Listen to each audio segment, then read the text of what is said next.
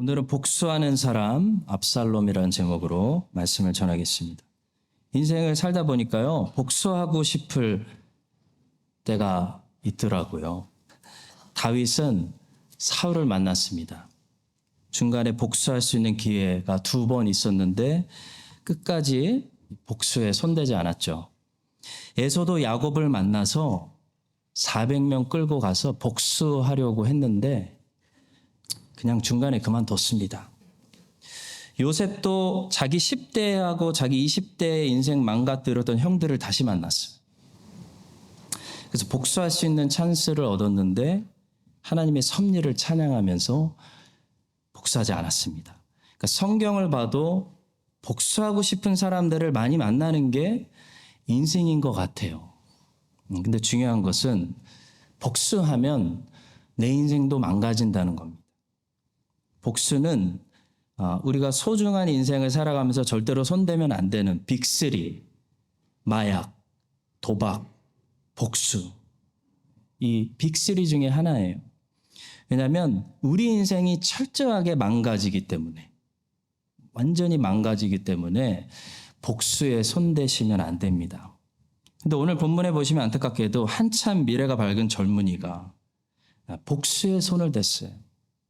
그래서 자기 인생이 완전히 망가지는 것을 보게 됩니다. 자, 오늘은 복수에 손댄 사람이 압살롬을 보면서 복수에 대해서 하나님 말씀은 우리에게 뭐라고 말씀하는지 3가지만 살펴보도록 하겠습니다. 첫째로 공의로운 처벌이 복수를 제일 잘 예방한다는 사실입니다. 자, 본문에서 압살롬이 왜 복수하려고 했냐면요, 다윗이 암논을 향해서 공의로운 처벌을 행하지 않았기 때문이에요.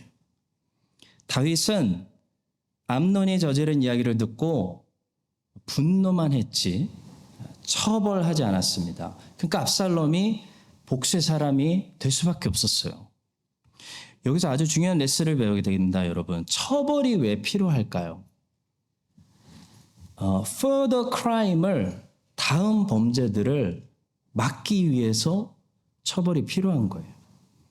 처벌의 목적은 다음 범죄를 예방하는 데 있는 거지 그 가해자에게 복수하기 위해서 있는 것이 아닙니다.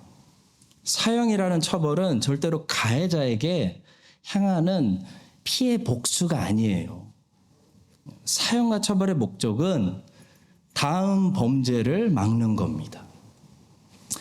다윗이 이스라엘의 왕으로 지금 섬기고 있다는 것은 다윗이 이 나라의 최고 재판장이라는 사실을 말해줍니다. 근데 나라의 최고 재판장이라는 사람이 왕자가 공주를 왕궁에서 대낮에 겁탈했는데 아무런 처벌을 행하지 않았어요. 그 재판에서 아무런 형이 떨어지지 않았다고요. 이것은 그냥 직무유기가 아니라 이 나라의 공의가 완전히 썩었다라는 것을 보여주는 이 심각한 실수였습니다. 압살롬과 다말의 어머니는 이방인이었습니다. 압살롬과 다말 같은 이방인 엄마를 두고 있는 이 사람들은요, 재판에서 그들을 보호해주지 않으면 복수하는 사람이 될 수밖에 없는 거예요. 이 사람들은 더 이상 어디 가서 항의할 데가 없습니다. 압살롬과 다말은 다윗이 재판장이 억울함 풀어주지 않으면요, 더 이상 어디 가서 항소할 데가 없는 거예요. 완전히 당했는데. 근데 다윗이 그냥 넘어갔어요. 그러니까 압살롬이 전쟁하는 겁니다. 칼을 뽑은 거예요.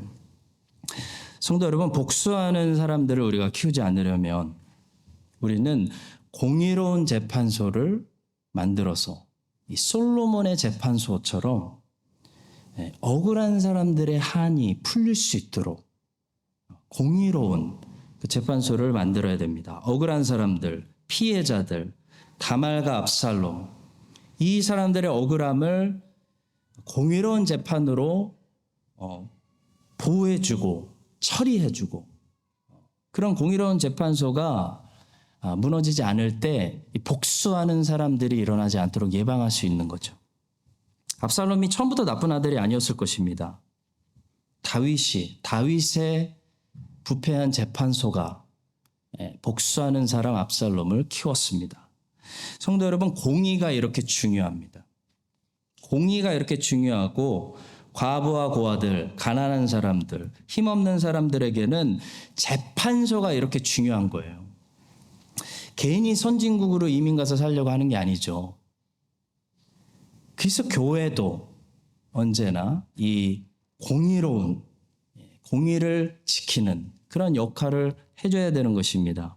교회의 재판소는 항상 공의롭게 과부와 고아와 가난한 사람들과 못 배운 사람들과 이런 사람들이 와서 억울함을 풀고 솔로몬처럼 자기 아들을 빼앗긴 그 어머니의 한을 풀어주고 그 아들을 다시 품으로 돌려주는 그런 공의로운 재판소가 살아있을 때 모든 백성들이 안심하고 이 복수의 칼을 내려놓는 거지. 그리고 또 서로 용서가 실천될 수 있는 거지. 다윗처럼 이렇게 처벌하지 않고요. 덮어버리고 그냥 가버리면요. 그때부터 이 나라는 어떻게 되는 거냐면 칼 빼는 거예요. 그냥 넘어갈 수가 없는 거예요.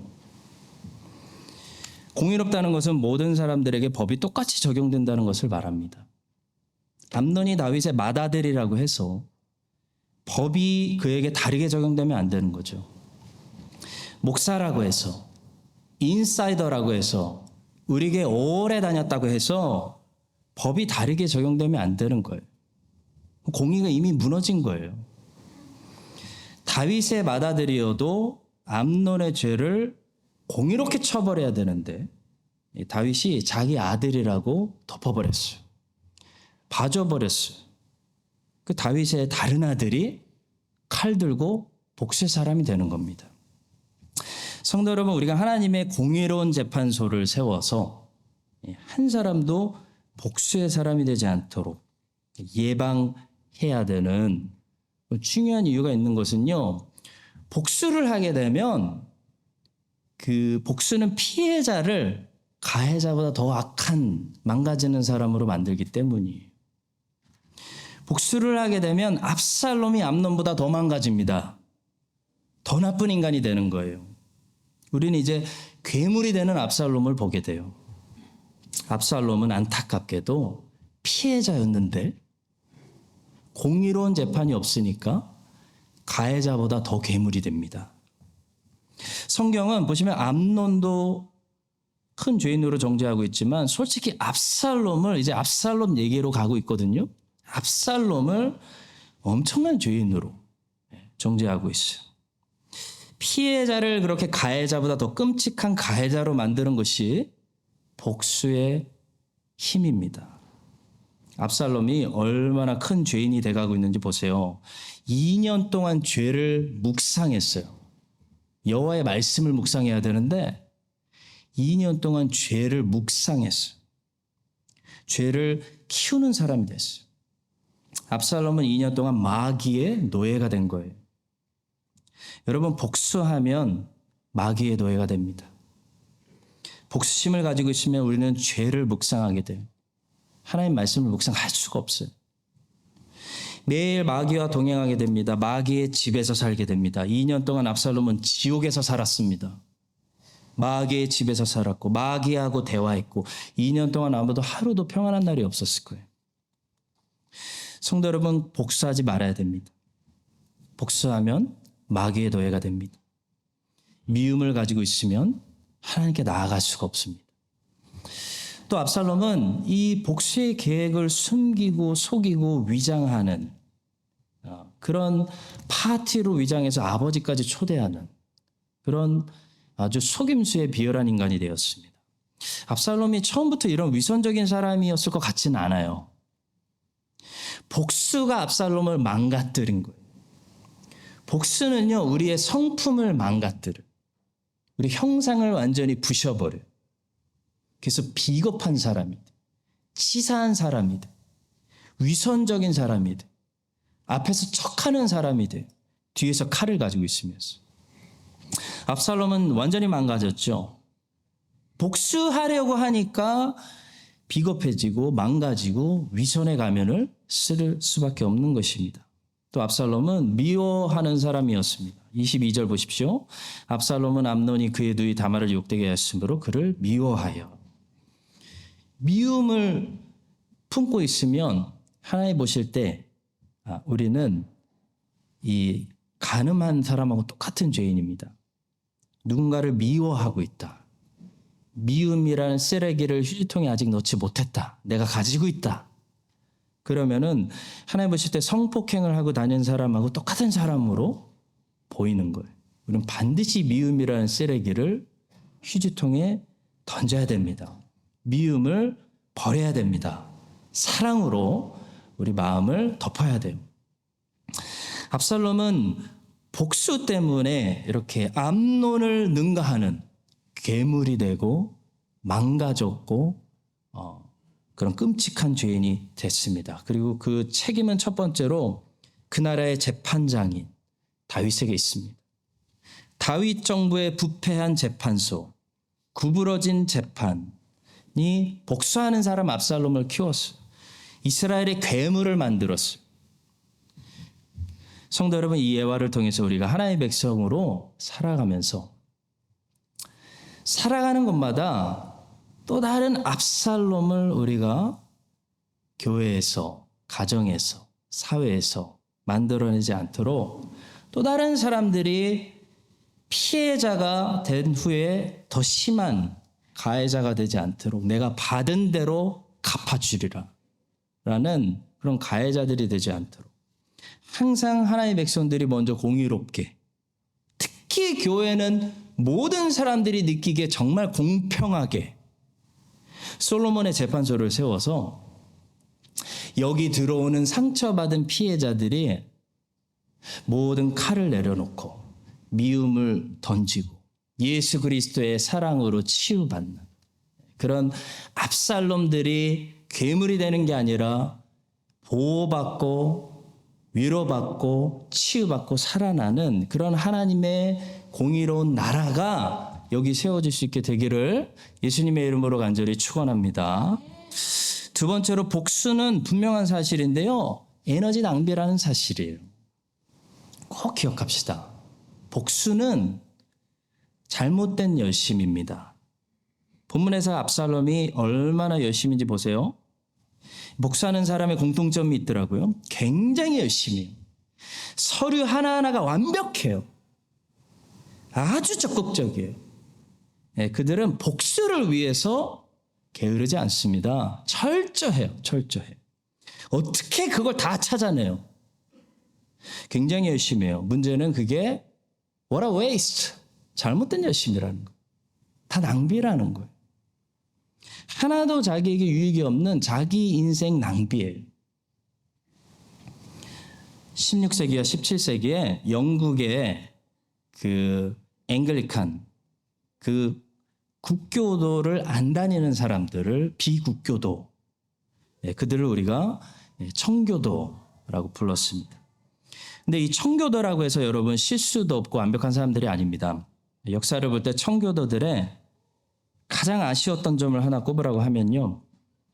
좀 쉽게 말해서 한마디로 영국이라는 나라를 좀 내버려뒀어야 되는데 이 사람들이 영국을 너무 사랑해서 영국을 정치적으로도 완전하게 개혁시키려고 하다 보니까 정치개혁에 너무나 많은 힘을 쏟아붓고 낭비했다는 거예요. 돌아보니.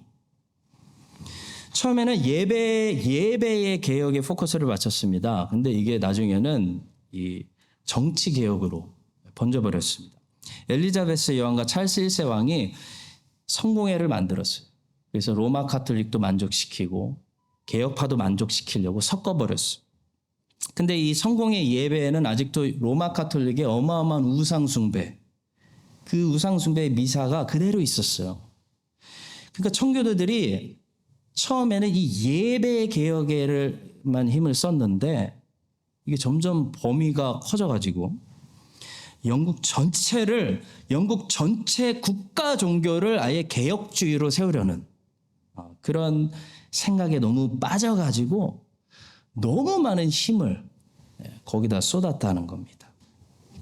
자, 근데 그 중에도 정말 깨어있는, 오늘 우리들에게 책을 전해주고 있는 리차드 백스터나 존 오웬, 존 버년 이런 청교도들은 어디에 힘을 쏟았나 보니까요, 그 정치 개혁에 힘을 낭비한 것이 아니고 자기가 목회하는 성도들의 이 내면을 하나님 앞에서 개혁시키고 내면을 깨끗하게 하기 위해서 거기 에너지를 쏟았다는 것을 우리가 알 수 있어요.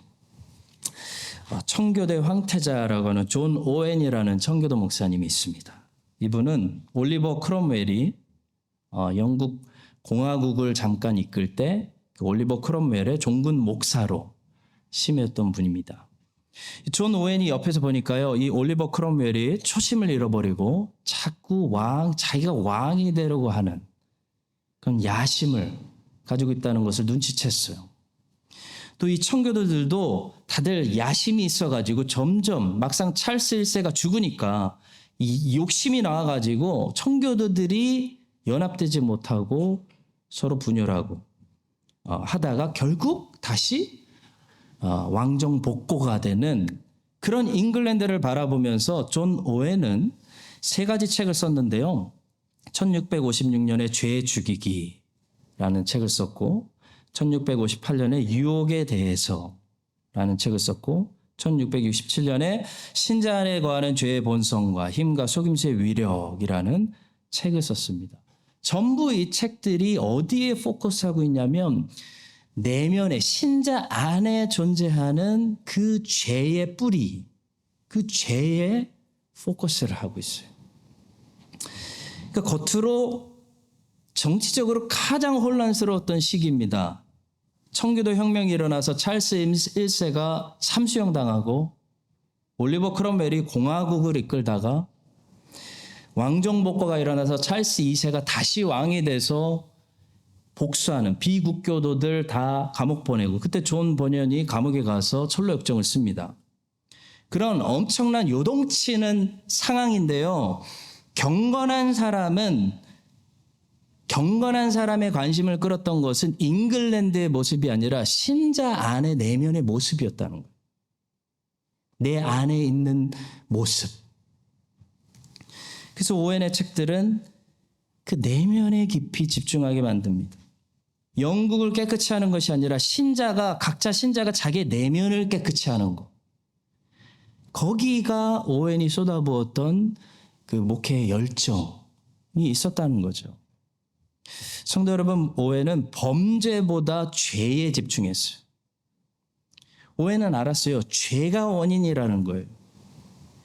죄 죽이기를 하면 이 죄를 주님 다시 오시거나 우리가 죽을 때까지 완전히 제거하지는 못하지만 이 죄를 피딩하지 않고 키우지 않고 죽여놓는, 때려 눕혀놓는 그런 성화, 죄 죽이기를 할 때 자연스럽게 범죄가 줄어드는 거지, 이 범죄가 주된 원인이 아니라는 거예요. 여러분 보십시오. 오늘날 범죄들이 우리 눈앞에 얼마나 많습니까? 온 세상이 범죄투성이에요. 그럴 때 우리 신자들은 어디에 이 열심을 쏟아야 되냐면요, 우리가 나라를 개혁시킬 거예요? 뉴질랜드 법을 개혁시킬 겁니까? 교단 전체 개혁시킬까요? 물론 그런 일들도 필요하지만 그 일보다 더 중요한 일이 있다고요. 각자 신자가 자기 내면에 있는 영적 싸움을 해야 된다는 거예요. 자기 내면에서 성화를 이루고 거룩을 이루고 자기 내면을 중심을 보시는 하나님 앞에서 매일 거룩하게, 깨끗하게, 아름답게, 잘생기게 우리 내면을 갖고 나가는 것이 진짜 성도들이 해야 되는 일이다 라는 것입니다. 조나단 에드워즈는 이 땅에서 예수님이 다음과 같은 본을 우리에게 보이셨다라고 말했습니다. 인간은 물론 천사들도 본 적이 없는 겸손. 와, 너무 멋있죠. 예수님이 보이신 본, 거룩한 사랑, 자기 부인, 복종, 인내, 용기, 온유함, 용서하시는 거. 본을 보이셨어요. 이렇게 용서하는 거다.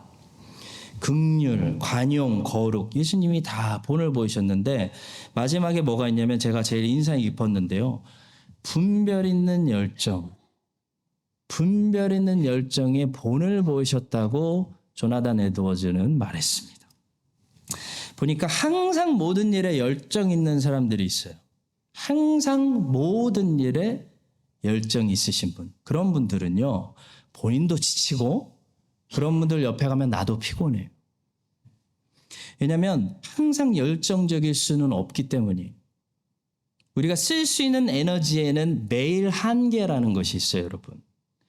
매일 우리가 쓸 수 있는 에너지에 한계가 있어요. 하루 종일 모든 일에 절대로 열정적일 수는 없어요. 특히 나이가 들면 그게 중요하죠. 그렇지 않습니까, 우리 어르신들? 제가 솔직히 예전에는 하루 종일 책을 읽어도 집중이 잘 됐어요. 근데 지금 하루 종일 책을 안 읽습니다. 오후가 지나면 책만 열면 잠이 와요. 진짜예요. 책만 열면 잠이 온다는 사람은 저를 두고 하는 말 같아요. 그래서 저는 새벽에 일어나서 아침 10시가 되기 전에 머리가 맑을 때 하루의 모든 독서와 공부를 다 끝내요. 다 끝내놓고 하루를 시작합니다. 저녁에 전혀 독서를 못하겠어요. 여러분, 우리는 하루 종일 열정적으로 집중적으로 모든 일을 잘할 수가 없어요. 모든 일에 열정적이시면 안 돼요. 주변 사람들이 나를 힘들어하기 시작해요. 사람은 여유가 있어야 되죠. 편안해야 돼요. 그래야 사람들이 붙어요. 좋아하고. 영어권에서 easygoing이라고 하잖아요. easygoing이란 말은 영어권에서 칭찬입니다, 여러분. 게으르다라는 그런 욕이 아니에요. 우리는 모두 easygoing한 사람들이 돼야지 피곤한 사람들이 되면 안 돼요. 예수님 보세요. 예수님은 잘 쉬셨어. 항상 여유가 있으셔요. 여유가. 그렇게 바쁘신데도 여유가 있으셨어요. 우리 주님께서는 모든 일에 막 열정적이지 않았습니다. 우리 주님께서는 열심을 내야 되는 일에 분별 있는 열정을 가지고 열심을 쏟으셨어요. 사도들도 그걸 배우죠. 나중에 떡 나누는 일, 가난한 사람들 구제하는 일, 거기에 힘을 다 쓰면은 우리가 안 되는구나라는 걸 깨닫고 집사들을 세웁니다.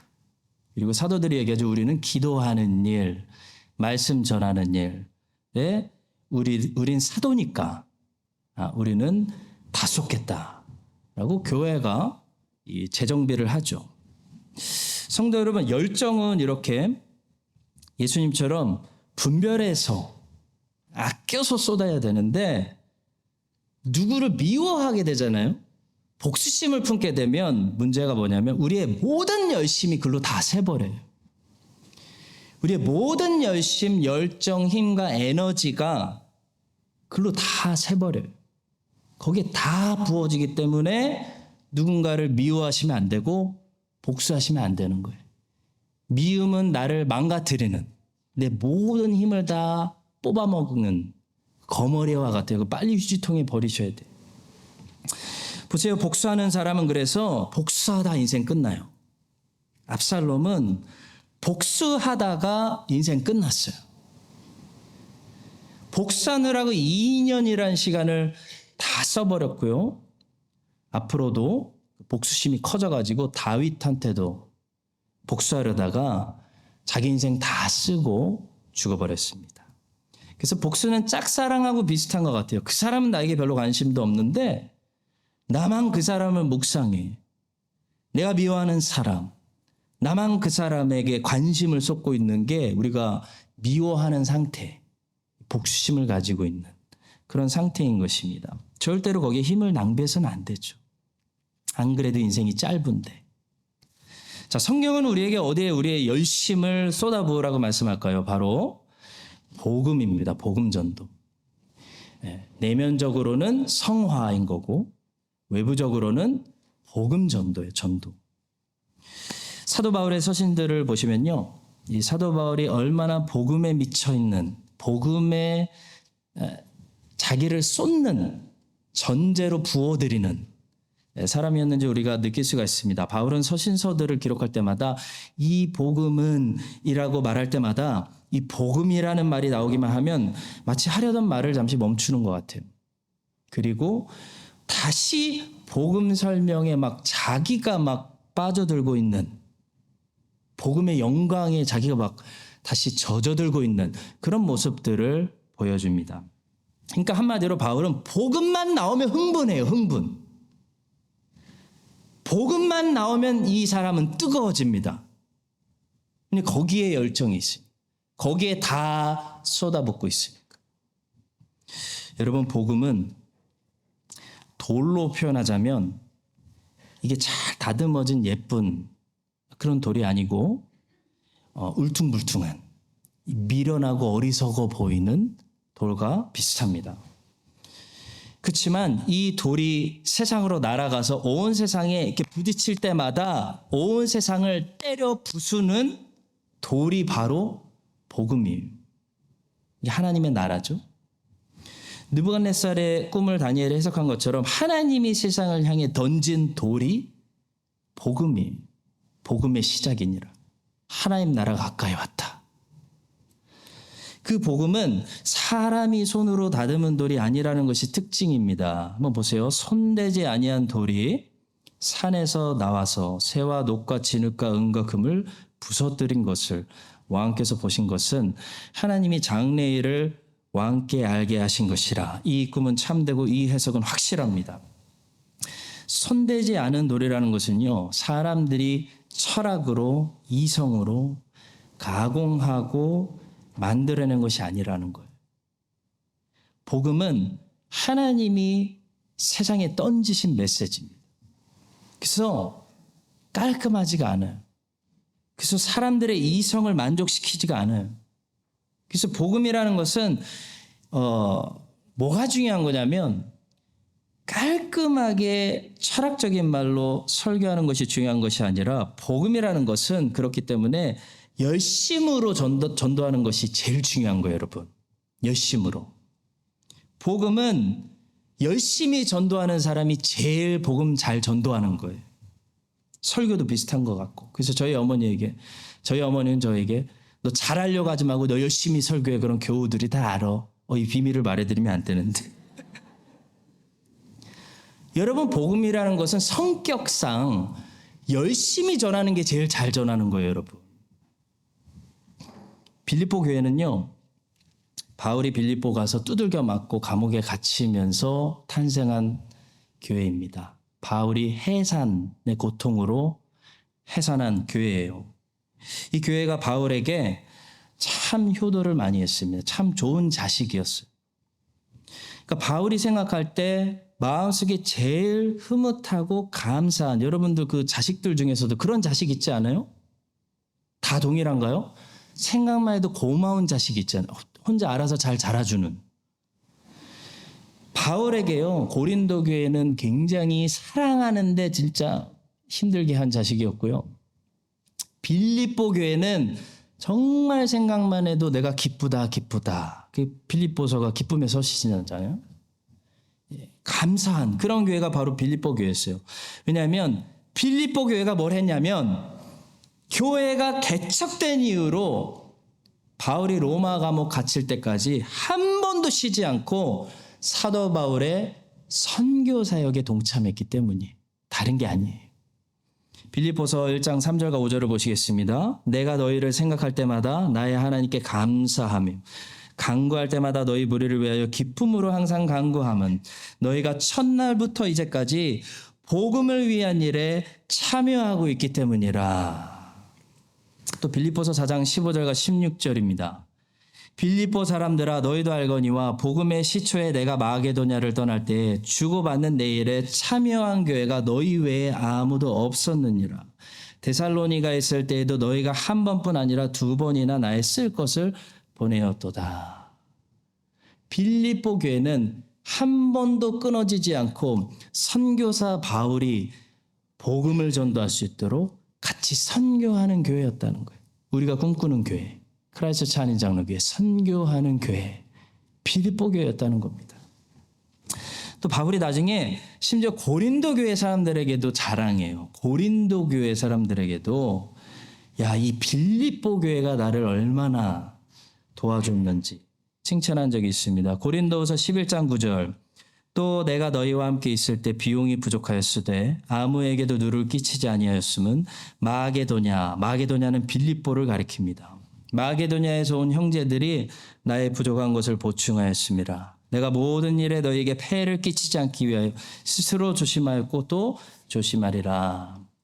사도 바울은 고린도에서 1년 6개월 동안 고린도 교회 개척할 때 고린도 교회에 민폐 끼치지 않기 위해서 한 푼도 사례비 받지 않고 텐트 메이킹 하면서 고린도 교회 개척했습니다. 근데 텐트 메이킹 했는데 브리스길라 아굴라하고 같이 했는데요.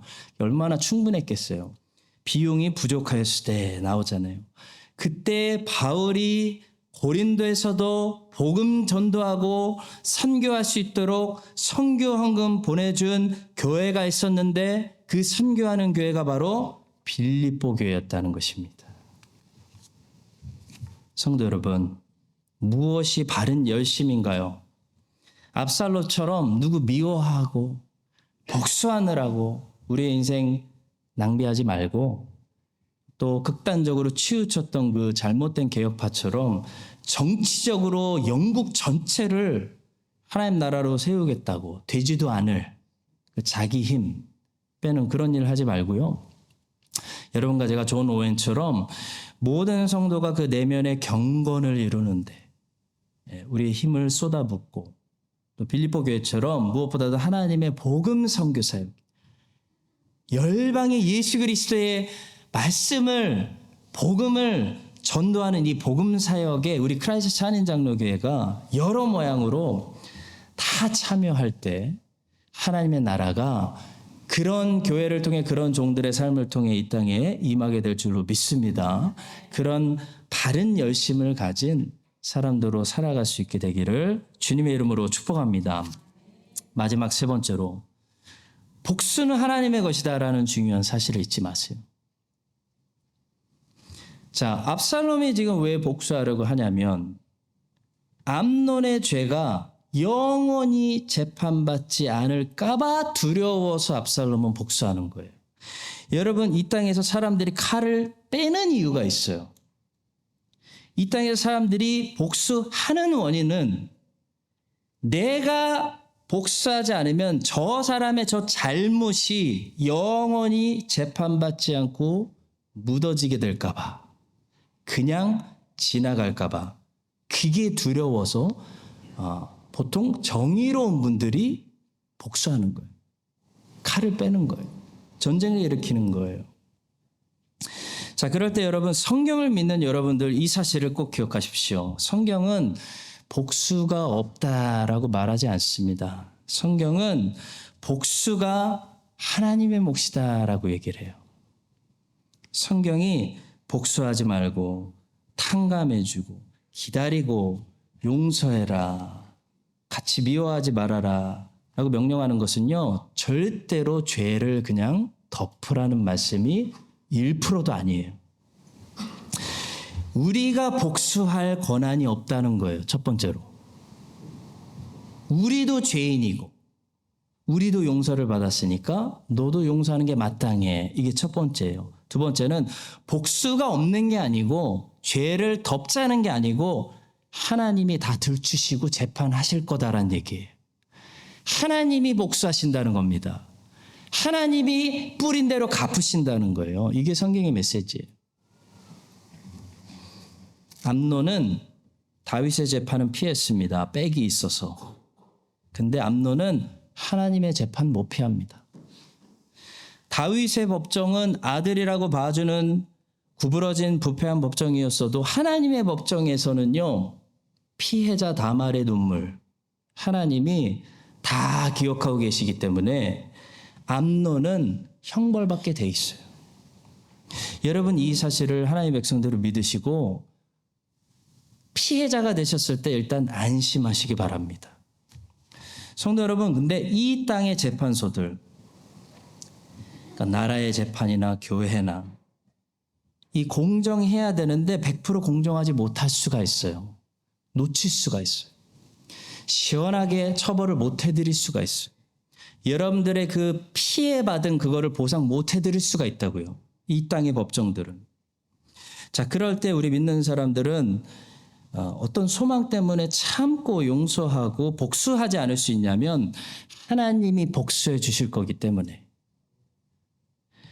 대한민국 재판은 피했어도 하나님의 재판은 못 피하기 때문에, 하나님의 재판은 뭔가를 놓치지 않기 때문에 우리가 지금 참을 수 있는 거예요. 그 소망 가지고 복수하지 말라는 말씀이에요. 하나님이 복수하시게끔 하나님께 맡기라는 겁니다. 히브리서 10장 30절입니다. 원수 갚는 것이 내게 있으니 내가 갚으리라. 거기에 whole lot meaning, 거기에 모든 게 다 들어가 있어요. 여러분들이 눈물 흘렸던 거, 여러분들이 참았던 거, 여러분들이 뿌렸던 거, 내가 갚으리라. 압살롬은 이걸 몰랐어요, 여러분. 다윗의 재판이 전부라고 생각했어요. 그래서 다윗의 재판이 구부러지는 것을 보고 절망했어요. 그래서 자기가 칼을 뺀 겁니다. 성도 여러분, 혹시 교회의 재판이, 혹시 정부의 재판이 그러면 안 되겠지만 구부러질 때가 있어요. 놓칠 때가 있어요. 저도 부모로서 딸과 아들 공평하게 해줘야 되는데 때로 놓칠 때가 있더라고요. 아들이 잘못한 건데 화내는 선별이만 보고 선별이만 했다가 알고 보니까 우주가 잘못한 거예요. 얼마나 억울해요. 얘가 너무 억울해요. 너무 억울해. 놓칠 때가 있다고요, 우리는. 여러분, 그때 절망하지는 마세요. 오래 못 가서 하나님이 심판하십니다. 혹시 이 나라의 재판이, 혹시 이 교회가 여러분들에게 시원하게 갚아주지 않아도 여러분 절망은 하지 마세요. 여러분의 하나님이 갚아주십니다. 하나님은 다 보고 계세요. 하나님은 무엇을 놓치시는 분이 아니에요. 그리고 하나님은 대충 덮는 분도 아니에요. 완전히 공의로우신 하나님이십니다. 마지막으로 구약 성경에는요, 선지서가 총 17권이 있습니다. 예레미야가 2권을 썼으니까 기록 선지자는 총 16명이. 구약 성경에는 여러분 이 16명뿐만이 아니라 어마어마한 선지자들이 등장하죠. 아합을 책망했던, 아합한테 두들겨 맞았던 미가야도 있고요. 엘리야, 엘리사도 있습니다. 자, 근데 하나님께서는 그 중에서 16명만을 골라내셔서 그들에게 주신 말씀을 그 당대에도 설교로 선포하게 하셨지만 기록하게 하셨어요. 여러분, 기록이라는 것은요, 당대를 위한 게 아니고 후대를 위한 거예요. 그러니까 하나님께서 16명을 선별하셔서 말씀을 기록하게 하신 것은 하나님께서 이제부터 대대로 후대에 오는 세대들이 이 선지서 17권을 읽으면서 뭔가 중요한 사실을 깨닫기를 바라셨다는 거예요. 그게 뭘까요? 수많은 선지자들 중에서 하나님께서는 무엇을 기준으로 16명을 선별하셔서 하나님 말씀을 기록해서 후대에 전달하게 하셨을까요? 이 선지서 17권을 보니까 이 17권 전체가 기록된 시기가 있습니다.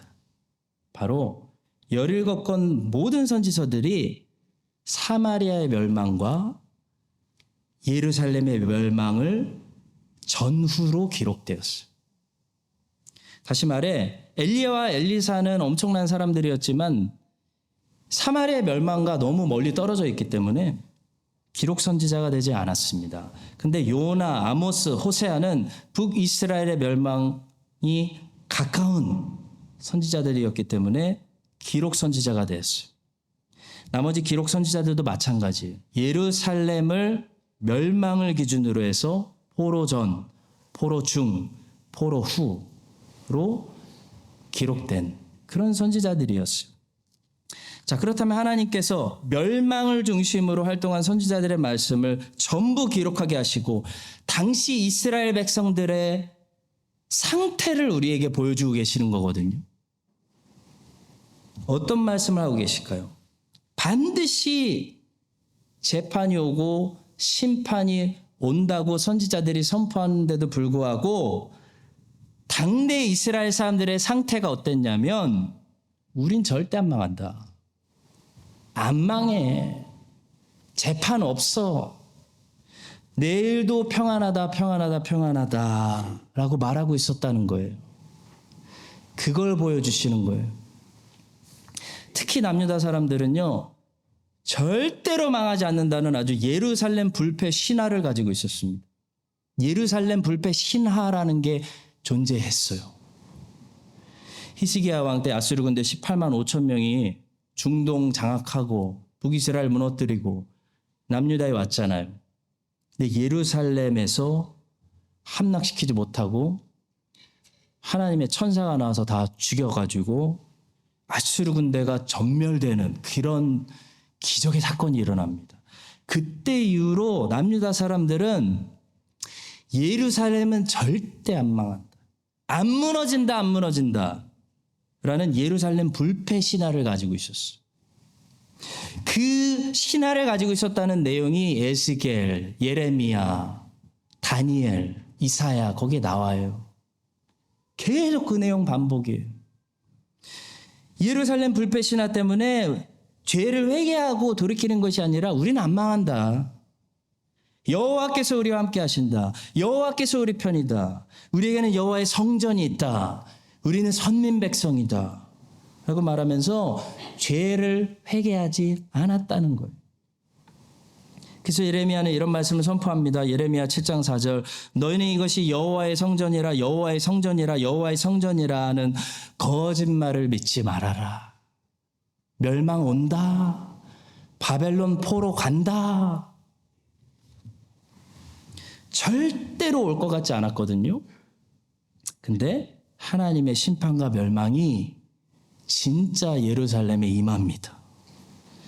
그랬다는 것을 후대에게 말씀하시기 위해서 하나님께서는 멸망의 시기를 중심으로 활동했던 선지자들의 말씀을 우리에게 17권이나 주셨어요.